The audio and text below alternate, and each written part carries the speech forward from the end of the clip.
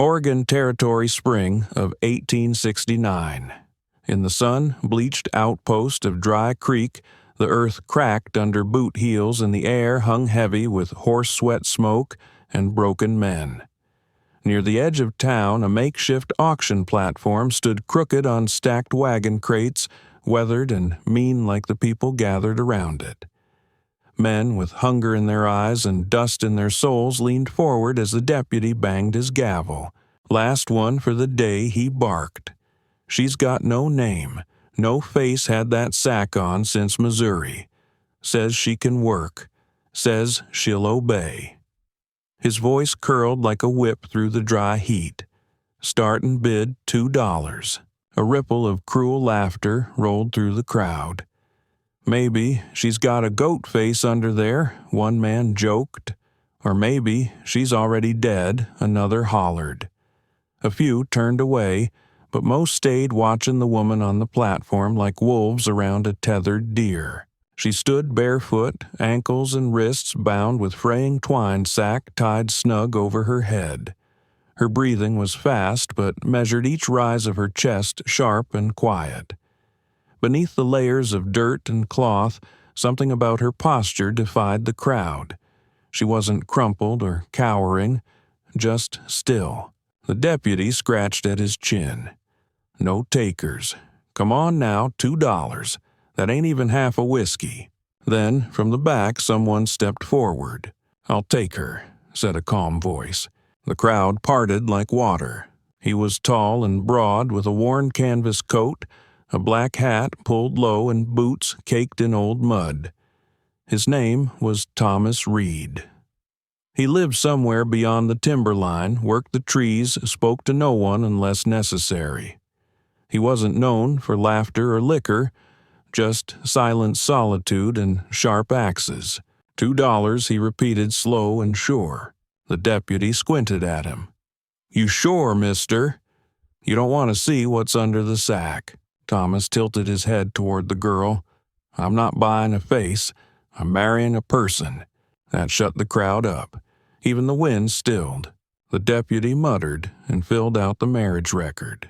Name: Thomas Reed, timberman, Elk Hollow. Once the paper was signed, he turned to the woman. You're now legally wed. Say your name for the record. A long silence. Then a whisper so faint Thomas barely caught it. Eleanor Grant. The name hit him like a cold gust off the mountain. He froze, but only for a heartbeat. His eyes narrowed beneath the brim of his hat. He knew that name. Or rather, he knew the voice. 3 winters ago, a snowstorm had nearly killed him.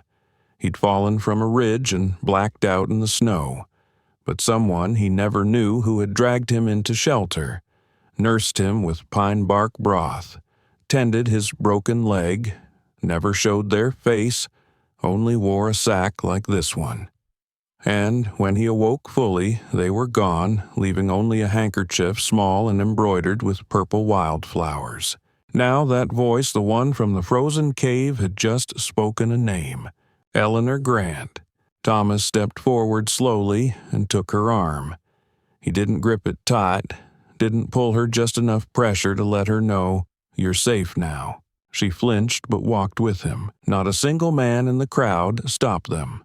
Some stared, others muttered, but no one spoke. The two walked away from the platform through the center of town and out into the trees. The deeper they went, the quieter it became. They passed through pine groves and over creeks winding toward the edge of Elk Hollow, where Thomas's cabin stood nestled between the roots of an old bluff. Built from dark timber and set against the slope of rock, it looked as worn and strong as the man himself. Smoke rose from the chimney. A mule waited near the side fence, its reins looped loosely around a post. Thomas opened the door. You pick where you stand, he said gently. No one's going to place you any more. Eleanor stepped inside cautiously. She didn't speak, didn't lift the sack. She moved to the far wall, crouched with her back to the room, and wrapped her arms around her knees. Thomas set down the supplies. He didn't ask questions, didn't demand anything. Instead, he lit the stove, gathered dry wood, and stirred the stew pot he kept for himself after long days. He worked in silence, the kind that said, "I'm not going to press you, but I'm here." The cabin warmed with the scent of smoked meat and root vegetables, something spicy and comforting. When the food was ready, he placed a bowl near her. She didn't turn. He sat at the table, across from the empty chair where he always placed a second bowl. After several minutes, her voice came again. "What is this?" He stirred the stew. "I call it Last Man's Supper. Made it for myself after I lost everything I thought I needed. Then I started making 2 bowls, even when there was nobody to eat the second." Her head tilted just slightly beneath the sack. "I used to make the second for my wife," he added. "After she died, I kept doing it. Not out of habit, just to prove I was still here." The fire crackled. Eleanor slowly reached forward and lifted the bowl. Her fingers trembled, but she didn't drop it. Spoonful by spoonful, she ate carefully, quietly beneath the sack. That night, after he washed the bowls in silence, she remained curled near the wall, her eyes open, staring into the firelight. But she wasn't shaken anymore. Thomas didn't speak. He sat near the hearth and listened to the wind move through the trees, remembering a cave, a sackcloth, and a voice that once said, "I'm not going to let you die." He looked over at her again, and knew she had saved him once. Now it was his turn. By the time the first light broke through the pine canopy, the mist was already lifting off the mossy floor of Elk Hollow.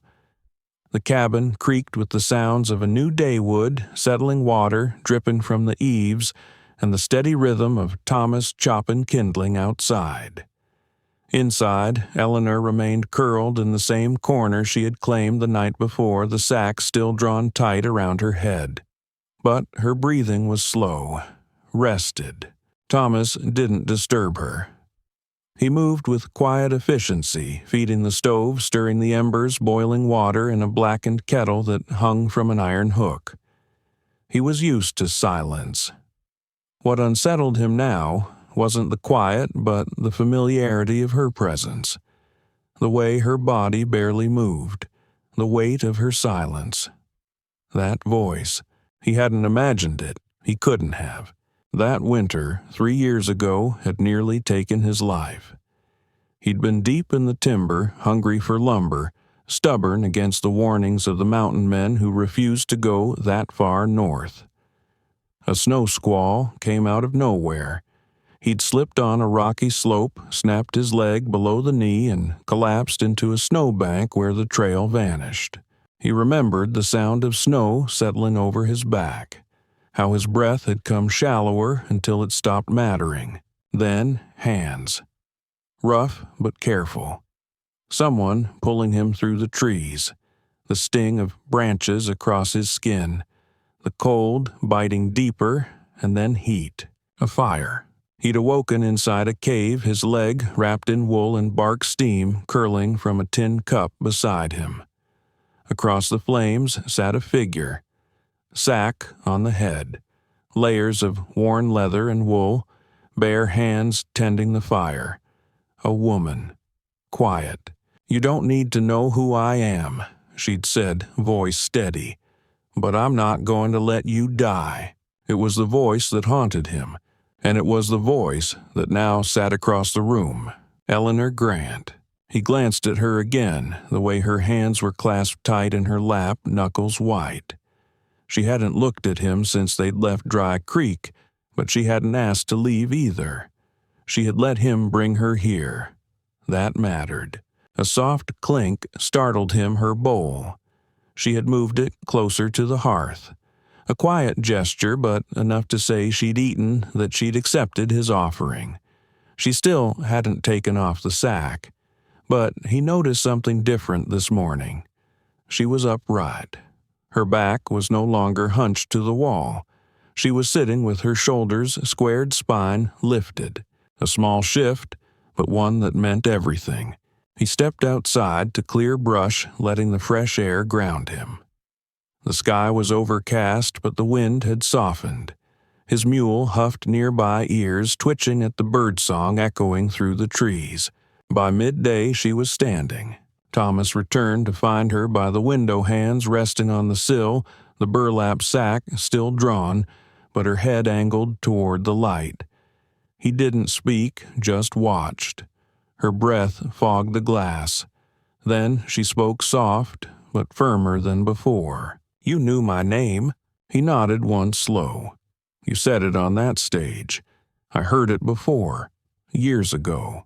She turned just slightly still, not revealing her face.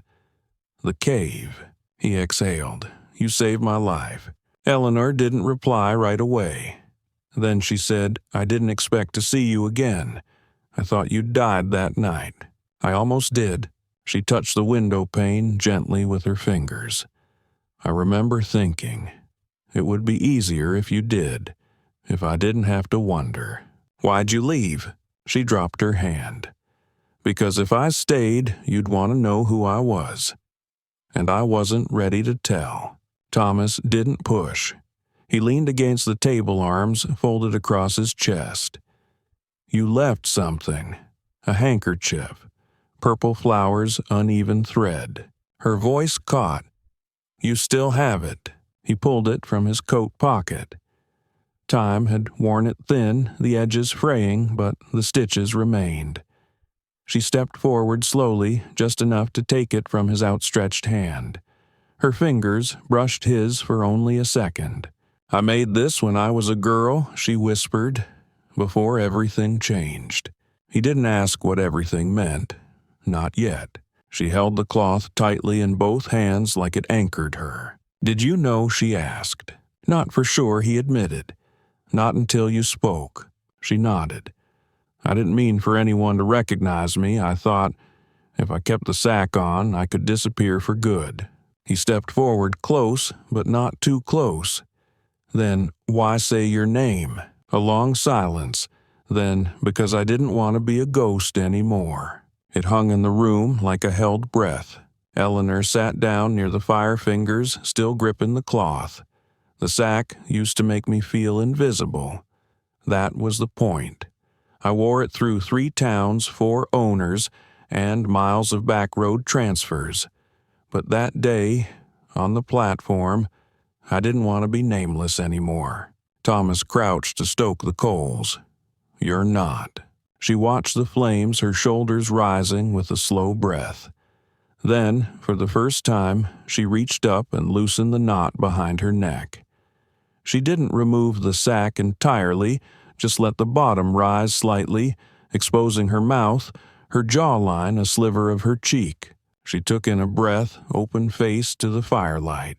Thomas didn't stare. Instead, he whispered, "You don't have to hide anymore. Not here." She looked at him then, just barely. And for the first time since he brought her home, she said, "I know." That night, the fire crackled low, casting flickering orange shadows on the pine log walls. Outside, the forest was hushed, no wind, no birds, only the occasional creak of the trees stretching in the cold. Inside the cabin, Eleanor sat by the hearth, her knees drawn to her chest, arms wrapped tight around them. The sack still covered most of her head, but it had loosened slightly at the chin, enough for her to breathe freely, enough for Thomas to glimpse a trace of the person underneath. Thomas didn't press her. He sat at the table with a small tin bowl in his hands, polishing the handle of his axe, movement slow and deliberate. He could feel the tension in the room, not hostile, not fearful, just held, like something heavy had yet to be dropped. Then Eleanor spoke. Her voice was quieter than ever, but steady. "You want to know what happened to me." He didn't answer immediately. "Only if you want to tell it." She stared into the fire for a long time, as if waiting for it to speak first. "I worked in a boarding house," she began, "in Missouri. I scrubbed floors, washed linens, cooked sometimes when the cook was drunk." Her fingers tightened around her knees. "The man who ran it, Mr. Garris, He told me I could keep a room of my own if I gave him more. Thomas didn't move. He let the weight of the words settle on their own. I said no. Her voice hardened to whisper with teeth. He didn't like that. Came at me one night. Tried to force me. I fought back, pushed him. He slipped. Her gaze shifted from the fire to the shadows near the wall. He hit his head on the stove. Didn't get back up. Thomas's jaw tightened, but he said nothing. They said I killed him, she went on. That I lured him in. No one asked me what happened. No one wanted to hear it. Just said I was trouble. A liar. She laughed bitterly. They called it justice when they sold me off to pay the boarding house's debts. Sold, Thomas echoed finally. Eleanor nodded. Like livestock. The sheriff signed the bill himself. Said it was legal under the county codes. I went from one man's house to another. Never stayed long. I ran when I could. They kept the sack on me to make me easier to trade. Nobody asks questions when they can't see your face. The fire popped. Sparks danced and fell back to ash. I started wearing it on my own after a while, she said. Made things simpler, safer. She looked up slowly, just enough to meet Thomas's gaze. Her eyes were dry but glassy, like windows after a long storm.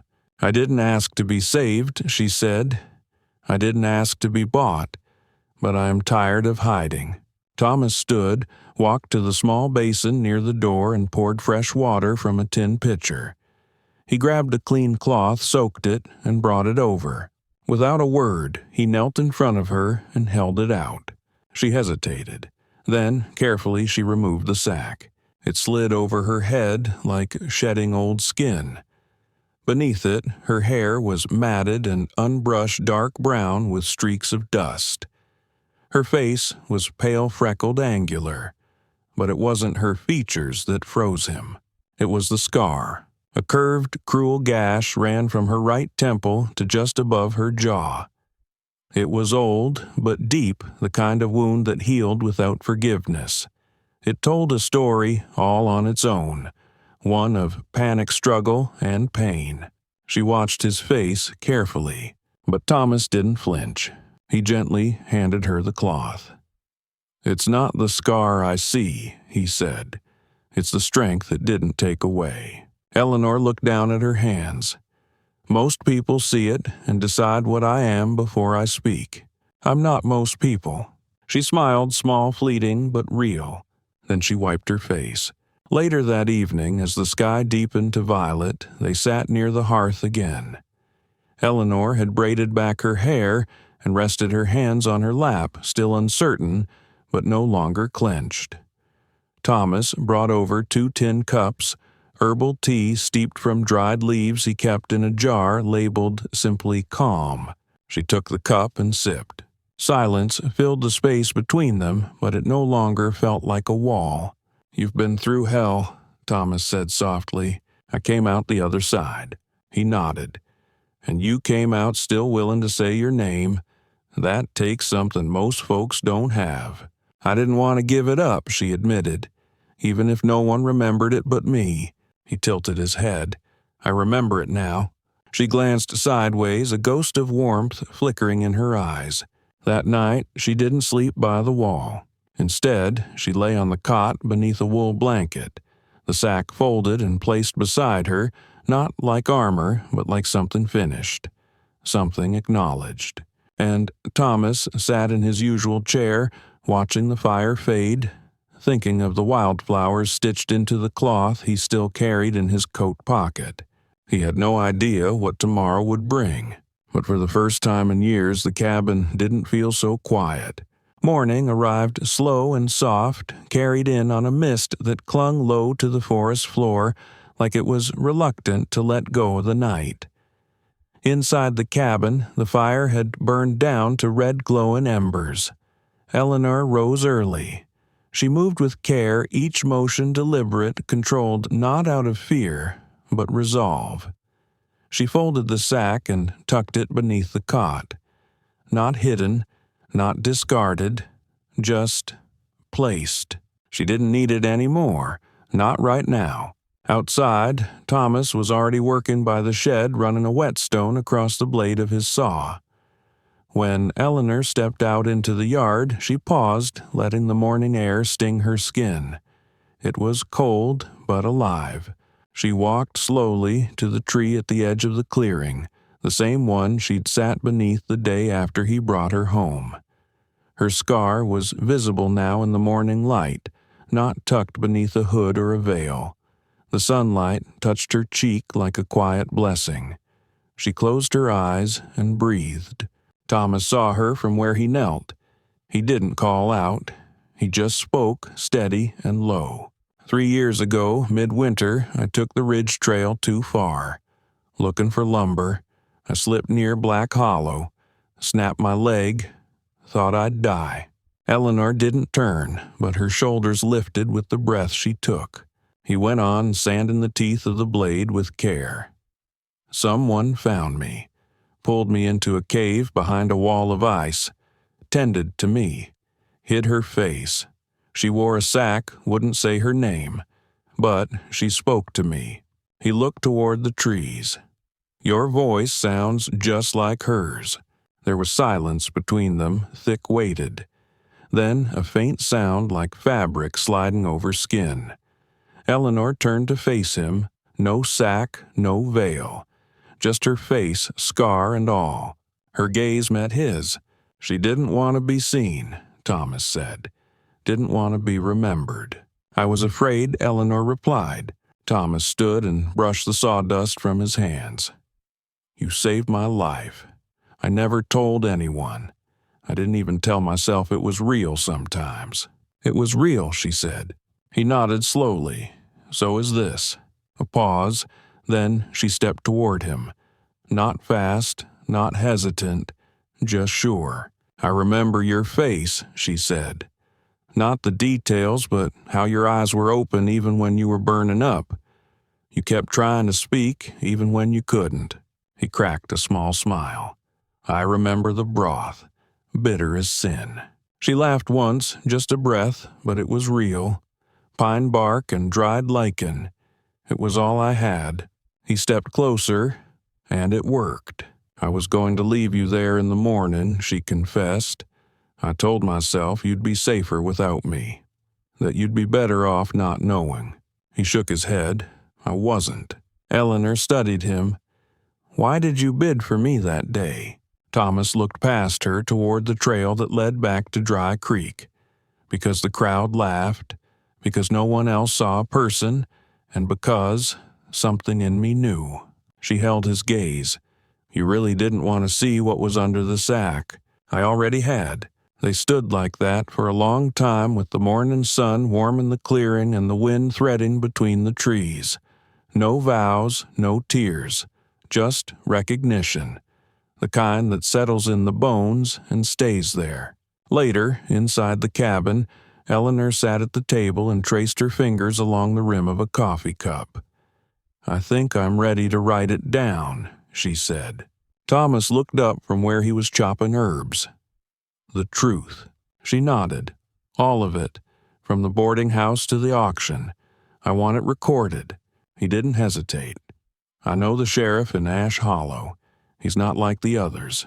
He'll listen. Eleanor took a shaky breath. And if he doesn't, then we ride farther. She reached out and rested her hand over his. Thank you for seeing me. He didn't flinch. He just nodded. It's easy to see what's been hidden when you've walked in the dark yourself. That evening, they began the letter. Thomas wrote while Eleanor dictated carefully with pauses between every memory. She told him about Garrus, about the stove, about the men who passed her along like she was a coin, not a person. When it was done, she signed her name at the bottom in firm, clear script. Eleanor Grant. Thomas sealed the letter with wax and set it aside for the morning courier. As night fell, she stood near the mirror he'd placed on the shelf, an old silver-framed piece he'd kept since before the war. For a moment, she simply looked at her reflection, not with judgment, not with shame, but with presence. When she turned to Thomas, he said nothing. He just watched her quietly, as if seeing someone rise out of the ashes. And in a way he was. The first sign of trouble came with the dust trail. A lone rider cutting through the valley, moving like he already knew where he was going. His duster flapped behind him like a broken sail, and his gray horse kicked up dry soil with every step. The man rode hunched, sharp-eyed, scanning the land like it owed him something. He stopped in town long enough to ask questions quietly, carefully. Claimed he was looking for work in the timber camps, but his eyes said different. Cold and quick the way they scanned the tree line. And when he asked if anyone had seen a scarred woman traveling through covered up, traveling with a lumberman, folks started looking at each other sideways. By the time word got back to Thomas, the stranger had already left town. "He's heading this way," said Dale, the supply shed manager. "Didn't say much, but he's hunting someone." Thomas knew. That night, he returned to the cabin, his face set hard. Eleanor was at the stove stirring soup with the same deliberate care she used for everything now. Her scar was uncovered. Her hair was clean and tied back. She didn't flinch when he came in, but the moment she saw his eyes, she knew something was wrong. "He is hunting you," Thomas said quietly. Eleanor didn't speak right away. She gave the soup one last stir, then set the ladle down. How long? Day, maybe 2. She walked to the wooden chest at the foot of the cot and knelt. When she opened it, Thomas saw her hands pause. Then she pulled out the old sack. It was folded, neatly untouched since the morning she had taken it off. "I'll wear it again," she said. Thomas stepped forward. "You don't have to." This time she said, looking straight at him, "I choose it, not to hide, for strategy." He didn't argue. He only nodded. They laid out the plan in quiet voices over the dinner table. Eleanor would ride east along the old fire road where the trees grew thick and the trail narrowed. She'd keep the sack on, ride alone, look like prey. Cutter, if that's who he was, would follow. That kind of man wouldn't resist a girl traveling solo, especially one scarred and silent. Thomas would take the mountain pass. Faster, riskier, but he knew the terrain better than anyone. He'd meet the sheriff in Ash Hollow and bring deputies through the ravine blocking Cutter's escape once the trail closed in.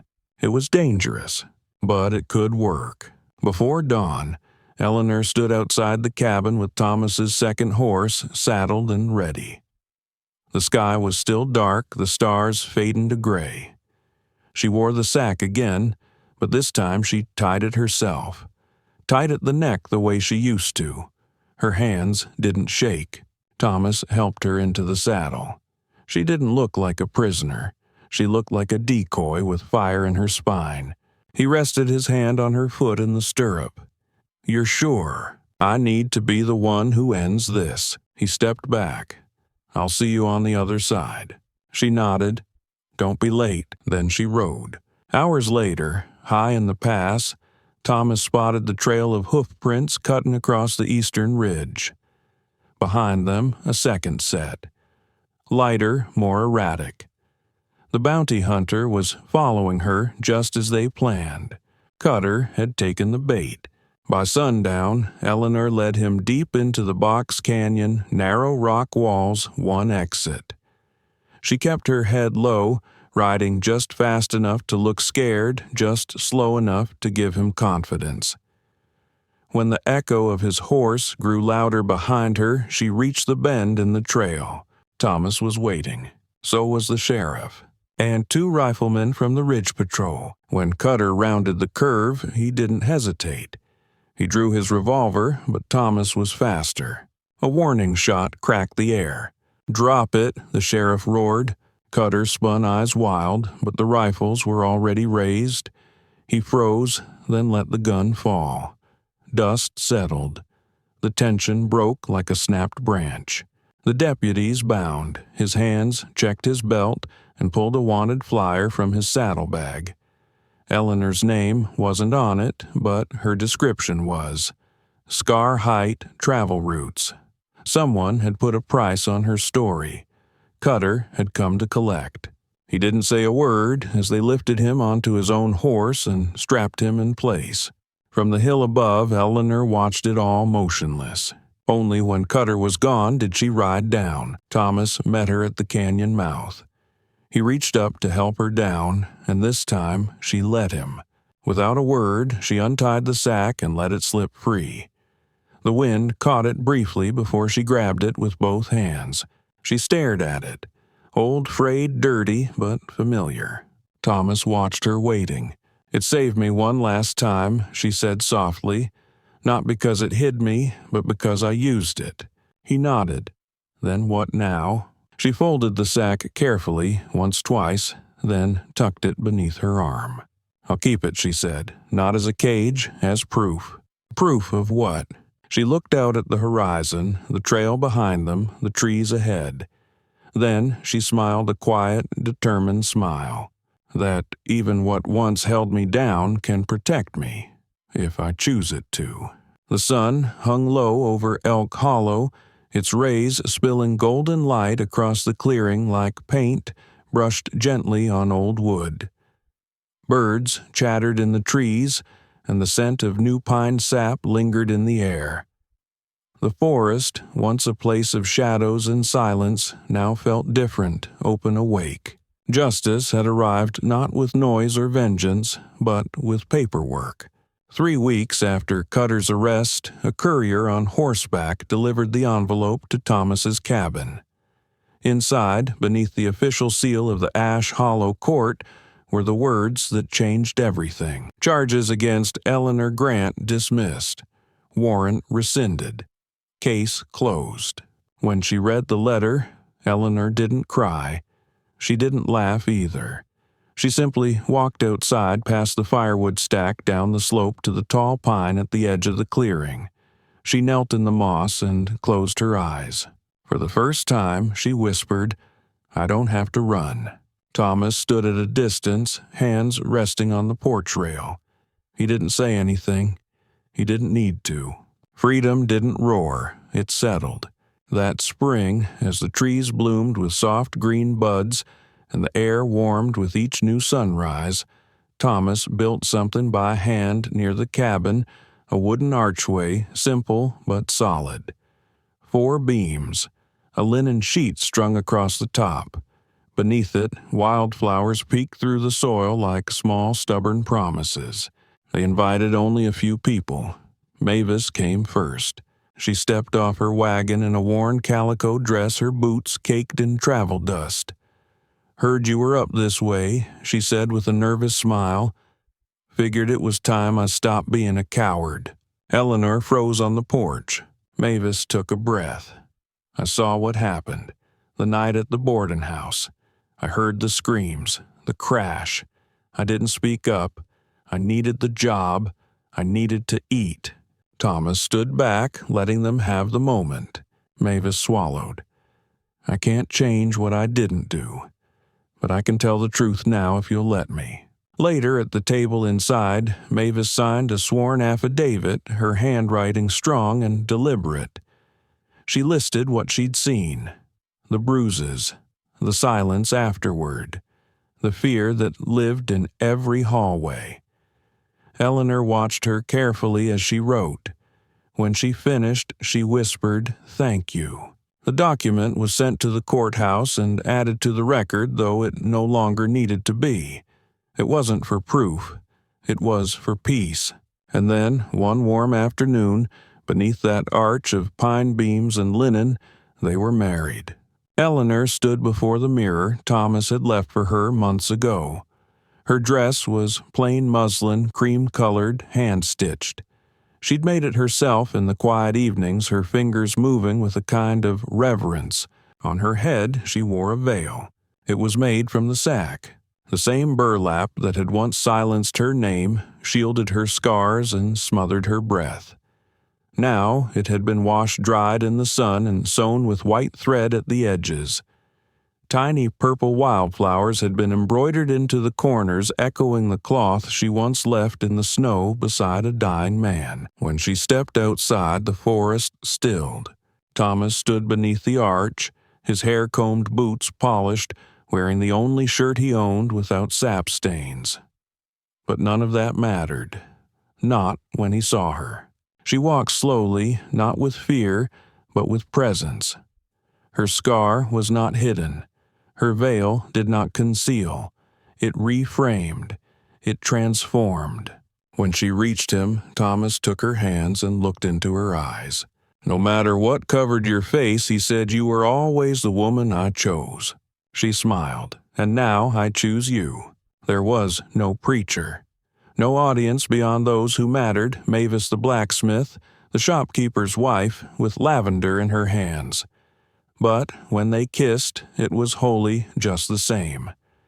The wind rustled the linen above them, and the trees seemed to bow. Later that evening, as the fire crackled low and dusk spread across the ridge, Eleanor sat beside Thomas on the porch. The veil rested folded in her lap. She touched its edge gently, tracing the white stitches. "Funny," she said. "This used to mean everything I feared." He looked at her. "And now," she smiled, "now it means everything I chose."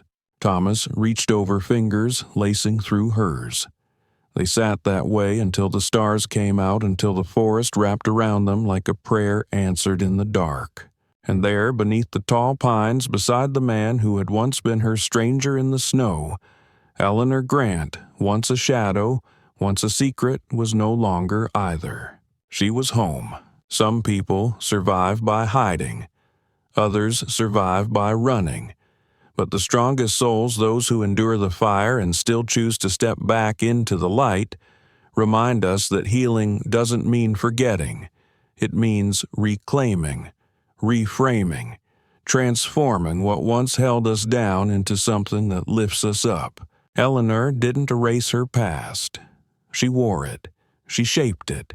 She chose to make her veil from the very cloth that once silenced her. And in doing so, she rewrote the story others tried to write for her. So, if you're carrying something heavy, an old shame, a scar, a memory someone else tried to use against you, remember this: you are not what happened to you. You are what you choose to build from it. What part of your story have you reclaimed? Let us know in the comments. We read every single one. And if stories like this stir something in you, consider subscribing to Whispers of the Wild West, where love rises through silence and strength is measured not in fists, but in choosing to stand tall. Tap the bell so you never miss a tale. Until next time, ride steady and live true.